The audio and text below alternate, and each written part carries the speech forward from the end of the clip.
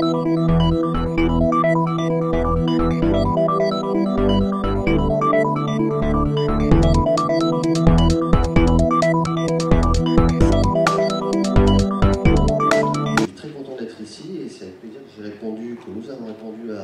l'invitation immunologique.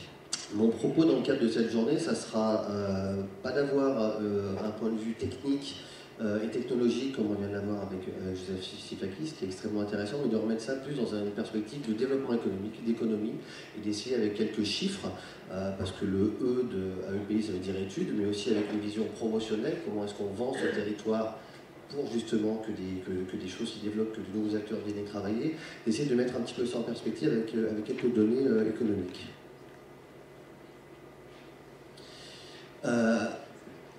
Globalement, à l'AEPI, depuis des décennies maintenant, même plus que des années, des décennies, on a un observatoire économique qui nous permet de suivre l'évolution des entreprises et surtout à travers un critère essentiel, enfin qui pour nous est essentiel, pour le développement économique du territoire, qui est l'emploi. Donc aujourd'hui, à l'heure actuelle, en 2013, on peut considérer que dans l'ensemble de la filière des TIC, des technos de l'information, on a sur le périmètre isérois, majoritairement bien évidemment concentré sur la métropole grenobloise, 40 000 emplois. Alors comment ces 40 000 emplois se répartissent On a d'une partie tout ce qui est micro-nanotechnologie électronique, qui regroupe grosso modo 25 000 emplois. Pour les entreprises micro-nano, on va dire grosso modo c'est entre 12 et 13 000 emplois, et électronique au sens large environ 10 000 emplois. Et côté logiciel, 13 000 emplois et 2 000 emplois dans la recherche publique, ce qui nous fait 15 000 emplois. Donc c'est vrai que même si c'est moins visible, c'est souvent une question qu'on me pose, la micro-nanotechnologie, c'est pas plus, pas moins d'emplois que le logiciel. Ce sont deux secteurs complémentaires, mais qui également en termes d'emploi sur le territoire sont équivalents. Pour ce qui est de l'enseignement supérieur, c'est pas toujours évident de faire une séparation franche, et de moins en moins quand on voit l'évolution du secteur entre le hard et le soft, mais grosso modo, on peut considérer qu'on a un peu moins de 7 000 étudiants qui sont formés chaque année à Grenoble sur ces thématiques. Alors, on a parlé, Brigitte Plateau l'a bien rappelé en introduction, du triptyque grenoblois, dont on est fier, dont on se targue, dont on se vante, et on a raison, et nous c'est notre métier de le mettre en avant. Il y a une chose qui est aussi importante et intéressante à noter, en plus de cette notion de triptyque, et nous ça nous est souvent renvoyé par les acteurs étrangers au territoire et qui y viennent, et qui trouvent que c'est intéressant, c'est la concentration des compétences sur ce territoire. 15 000 emplois, 40 000 emplois, moi je ne sais pas si c'est beaucoup. 15 000 emplois à l'échelle d'une région, d'un pays, de la Silicon Valley, ça peut paraître ridicule. Par contre, 15 000 emplois dans un rayon de 20 km, et on est même à moins de 20 km, on est plutôt à 15-17 km, si on va devoir jusqu'à Crolles, c'est relativement exceptionnel. Je crois qu'une des particularités de ce territoire, c'est de vraiment concentrer, pour le logiciel, mais plus largement sur la techno de l'info, des compétences sur un territoire très réduit. Alors on a bien évidemment la chance, et on s'appuie beaucoup sur eux depuis des décennies pour développer l'économie, d'avoir des laboratoires de recherche et des centres de recherche publics performants et visibles, très visibles au niveau international. Et l'intervention de Joseph Sifakis, c'est la personnalité de Joseph Sifakis, c'est ce qu'il a amené à travers un laboratoire comme Verimag, mais c'est vrai aussi pour tous les laboratoires qui sont ici, ils sont une chance pour le territoire et vraiment quelque chose de très distinctif. On y associe bien évidemment l'expertise, la qualité de l'enseignement supérieur. J'ai mis deux acteurs ici, l'Université Joseph Fourier et Grenoble INP, en particulier NCMAG, mais on peut aussi rajouter l'EMSI pour Grenoble École de Management, ou également des formations de l'Université Pierre Mendès France. Tout ça nous fait un terreau en termes de recherche et d'enseignement supérieur qui est particulièrement intéressant et sur lequel on va pouvoir attirer et faire développer des activités qui couvrent, et c'est aussi un point important que je voudrais noter, l'ensemble des métiers et de l'activité autour du logiciel. C'est-à-dire que historiquement, on a la chance, pour un territoire comme Grenoble, qui est un petit territoire, on reste un territoire qui n'est pas une métropole régionale non plus, d'avoir des grands acteurs historiques et internationaux qui en plus ont développé sur Grenoble des compétences de R&D. C'est-à-dire tous ces acteurs, ils font de la R&D à Grenoble, ils font du business, mais ils font aussi de la R&D. Ils ont choisi de venir sur Grenoble travailler parce qu'ils y trouvaient des compétences et des partenariats avec des acteurs pour développer ces activités. Autre type d'acteurs particulièrement important, et on a la chance aussi à Grenoble d'avoir des gens comme Capgemini, comme Sogeti, comme Ex-Teamlog Open maintenant, ou même des gens comme Silipcomp, Business Ranchatrice, qui sont nés ici. Donc ça veut bien dire que aussi en termes de services et de compétences et sur ces métiers-là, on a des savoir-faire. On a aussi une foultitude d'éditeurs de logiciels. que ce soit du logiciel scientifique et technique ou du logiciel plus tourné sur des applications métiers, qui sont présentes sur le territoire. Alors c'est extrêmement intéressant parce que c'est des compétences très diversifiées, et ça peut aussi être un problème, et je crois que c'était bien dit en introduction, c'est que ça éclate totalement la filière. Alors, si vous travaillez sur le secteur du médical, ben, vous n'allez pas avoir les mêmes interlocuteurs, les mêmes enjeux, les mêmes marchés que des gens qui vont travailler par exemple sur des applications pour les gens de l'automobile, ou pour les gens de l'immobilier, ou alors pour les gens qui vont être sur des choses plus techniques dans les télécoms.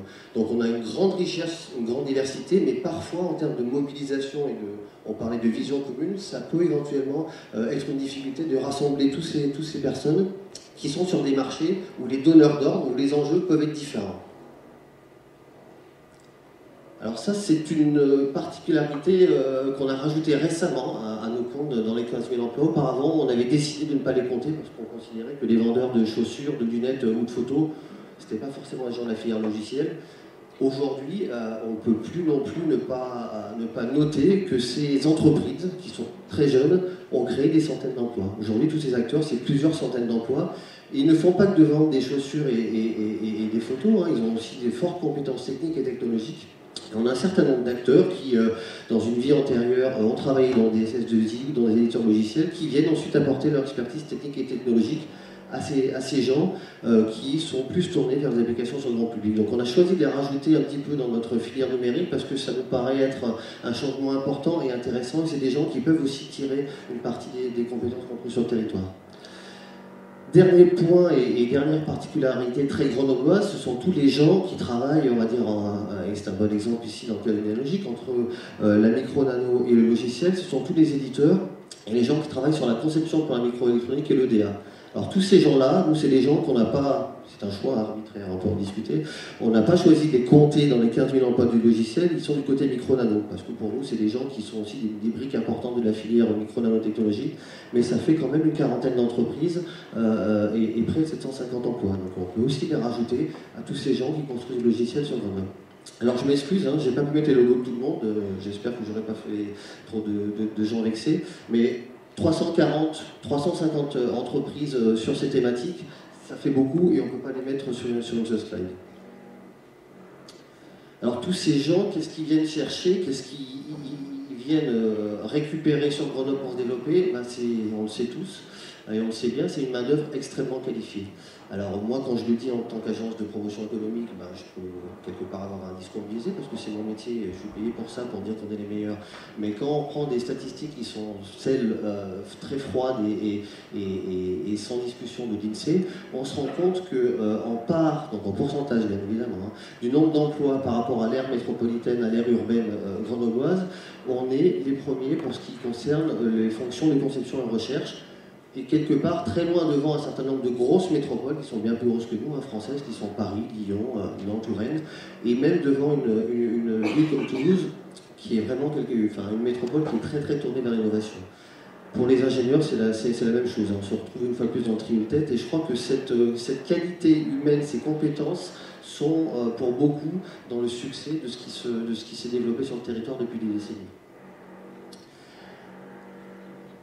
Alors comment tous ces acteurs se répartissent de cette manière-là, hein. On a environ, ça c'est le nombre d'entreprises, la moitié des entreprises, un peu plus de la moitié des entreprises qui sont des sociétés de services et quasiment la moitié qui sont des éditeurs.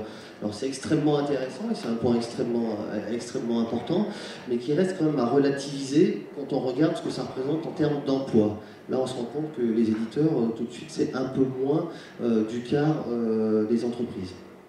Du quart du nombre d'emplois, alors que la part des sociétés de services, par exemple, est équilibrée. On se rend compte également que même si on a très peu de ces grands groupes internationaux que j'ai présentés sur la carte, ils représentent quand même un quart de l'emploi.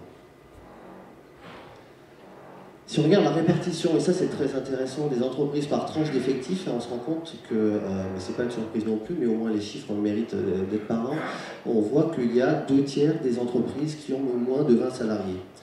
Donc ça peut être une difficulté pour continuer à faire développer cette filière, et je crois qu'un des grands enjeux de cette journée, c'est de montrer, d'expliquer qu'on a peut-être aussi des dispositifs, des structures, des moyens pour aider ces entreprises à grandir, essentiellement des éditeurs, hein, parce que Pour rester dans les chiffres, 70% des éditeurs de la région grenobloise et l'Isère ont moins de 20 salariés, 45% moins de 10 salariés. Et si on regarde ceux qui ont dépassé la barre un peu symbolique des 50 salariés, on n'en a qu'une dizaine sur le territoire. Donc je pense qu'il y a un vrai travail pour travailler et faire développer, croître ce terreau extrêmement nombreux d'éditeurs logiciels et pour les amener à dépasser cette barre fatidique de 20, 50, 100 salariés qui va leur permettre de croître et de se développer sur des marchés qui sont souvent des marchés mondiaux. C'est des entreprises qui sont souvent très petites, mais qui, soit par une expertise technique, scientifique, soit par des marchés de niche, sont quand même des entreprises qui se battent sur des marchés mondiaux et souvent avec des positions de leader, même si elles sont encore très petites. Pour ce qui est des SS2I, la moyenne des salariés est un peu plus élevée, hein, et on a quand même 85% des sociétés de services qui ont moins de 50 salariés et 25 SS2I de plus de 50 salariés. Tout acteur confondu, on n'a que 10 entreprises sur le territoire qui ont plus de 250 salariés et celles de plus de 500 salariés, il n'y en a que 4. Donc c'est un bel enjeu, mais c'est un enjeu national, je crois aussi, de faire croître les PME pour en faire des ETI demain. C'est un peu un discours ambiant et récurrent depuis des années, mais je crois que c'est vraiment la clé de la pérennisation de cette filière et de son développement. Alors un point important à noter également, c'est que cette filière crée des emplois. C'est vrai que par les temps qui courent, c'est plutôt important et ça mérite d'être noté. C'est une filière dans ce qui concerne ce qu'on appelle l'économie productive, donc l'industrie et le service aux entreprises, qui est parmi les toutes premières filières créatrices d'emplois sur le territoire sur les 15 dernières années. Ce qui permet, alors après là on est sur des évolutions, ce qui permet aussi de compenser malheureusement des pertes d'emplois sur d'autres filières industrielles. Alors pour tempérer un petit peu ce discours et pour voir un petit peu comment se positionne le territoire par rapport à l'évolution du numérique en France, parce qu'on n'est pas les seuls à croître sur le numérique et le logiciel, c'est vraiment une lame de fond, on l'a vu avec les présentations précédentes. On a essayé de regarder, on n'a pas essayé, on a regardé un petit peu le secteur, comment il avait cru sur les 20 dernières années au niveau français. Donc en vert vous avez ce qui concerne Grenoble et en bleu vous avez la France. Eh ben, on a été agréablement surpris de constater que grosso modo, si on part sur une base 100 pour chaque territoire avec le nombre d'emplois en 1994, on a quasiment doublé le nombre d'emplois de la filière sur les 20 dernières années. Donc on était très très très contents. Après on a comparé avec la France et on s'est rendu compte que, de manière quand même assez étonnante, la filière au niveau national avait cru encore plus fortement. Alors, il y a plein d'explications, après il faut regarder ça de manière précise.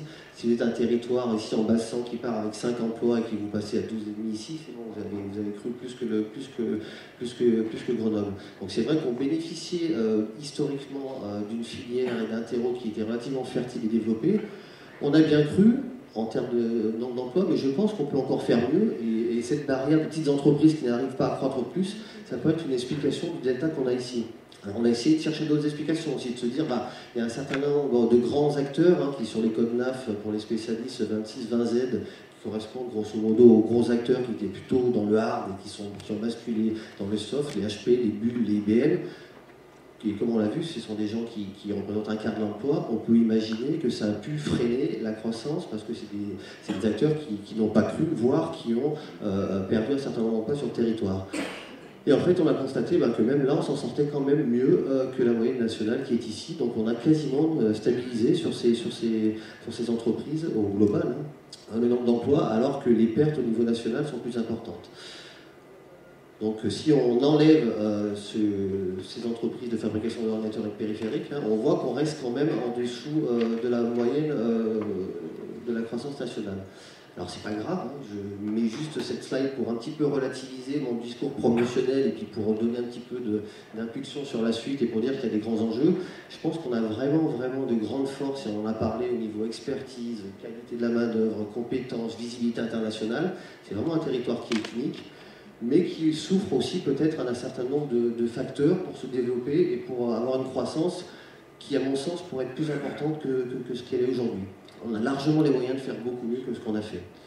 Donc en résumé, ce que je retiendrai, c'est vraiment une très forte concentration sur un territoire réduit, et ça c'est vraiment exceptionnel, parce qu'il y a peu de territoires qui peuvent se targuer d'être aussi concentrés en compétences sur un périmètre aussi limité. Et ça c'est une vraie force, c'est ça qui permet aux gens de discuter entre eux, de monter des projets, de se connaître, Et c'est pas vrai partout. Et ça, on le renvoie souvent quand on vient de l'étranger, de dire qu'il y a vraiment une manière de travailler, une proximité qu'on ne retrouve pas sur nos territoires. Une filière qui est très riche et très diversifiée, on l'a vu, hein, on a tous les métiers de l'informatique, du numérique en local, du hard jusqu'au soft, et ça aussi, on ne le retrouve pas partout. On a une recherche publique qui est performante et qui est associée à des grands centres de recherche privés. Ça aussi c'est intéressant, on n'a pas que de la recherche publique, on a aussi des centres de recherche privés. Et le dernier exemple en date dont on est particulièrement fier, c'est l'arrivée chez nous de Salesforce, qui n'est pas le plus petit et le moins connu ces dernières années, des entreprises innovantes qui nous viennent de la Silicon Valley.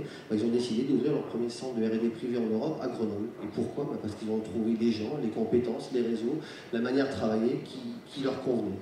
Et aujourd'hui, même si ça fait que quelques mois qu'ils sont installés, ils nous renvoient des signaux qui sont quand même assez intéressants et qui sont que par rapport aux nouvelles applications, aux nouveaux métiers qu'ils développent dans le cadre de Salesforce, ils sont parmi les plus performants au niveau mondial. Donc tout ça s'appuie bien évidemment, je l'ai dit précédemment, je me répète, mais c'est important, sur une main-d'œuvre extrêmement qualifiée, et ça on peut rendre grâce à l'enseignement supérieur local qui depuis 50 ans a permis de mettre en avant cet argument et d'en faire vraiment un argument fort. Et de nombreux éditeurs, comme je l'ai dit, qui sont souvent positionnés sur des marchés de niche, mais qui sont quand même des marchés mondiaux, qui disposent aussi très souvent d'une forte expertise scientifique, mais qui ont quand même des difficultés pour croître et se développer. Alors il y en a un certain nombre qui ne croîtront pas et qui ne développeront pas plus que ça, parce que leurs marchés sont vraiment des marchés de niche et très limités.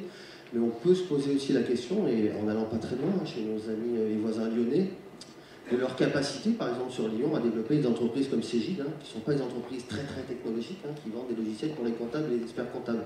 Donc pour des informaticiens, scientifiques, techniques, c'est pas forcément ce qu'il y a de plus sexy. Par contre, ça permet de développer des entreprises françaises qui sont parmi les premiers éditeurs français, deux ou troisième, je crois, et qui créent plusieurs milliers d'emplois. Donc c'est aussi un point, je pense, intéressant à creuser. C'est important de s'appuyer sur notre forte expertise scientifique, mais en termes de business model, de développement économique. Et là, l'offre qu'a présentée Isabelle de Minalogic, par exemple, Ambition Logicielle, peut être une première porte, une première clé pour aider ces éditeurs à se développer. J'ai rajouté ce point-là, qui peut paraître un peu polémique, mais qui, pour nous, et pour moi en tout cas, est vrai quand on le compare avec certaines autres filières industrielles, où le rôle de leader, de donneur d'ordre, d'impulseur, on en parlait dans les questions qui ont été posées à Jonas Sitaki, c'est beaucoup plus important. Bien évidemment, là je parle par exemple des micro-nanos, mais pas que.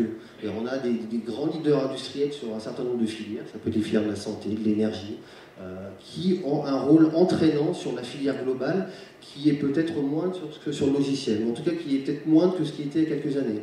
Il y a quelques années, les grands acteurs internationaux dont j'ai parlé, les grands centres de recherche, avaient peut-être plus un effet d'entraînement sur l'ensemble de la filière. Il y a tout un tas d'explications. La filière, on l'a dit, est très éclatée, avec des métiers différents, des marchés différents. Et je pense que la chance d'avoir des structures aujourd'hui fédératives et fédératrices, telles que Minalogic ou Cluster Edit, c'est peut-être sûrement même le bon moment et les bons moyens pour aider tous ces acteurs à se rassembler, à avoir des objectifs communs, même s'ils ont des marchés qui sont différents, et à avancer dans le même sens pour les grands enjeux de demain, dont la convergence, bien évidemment, logiciel, machine, l'Internet des objets, dont on vient de parler, qui est au cœur de cette journée. Voilà, et je vous remercie.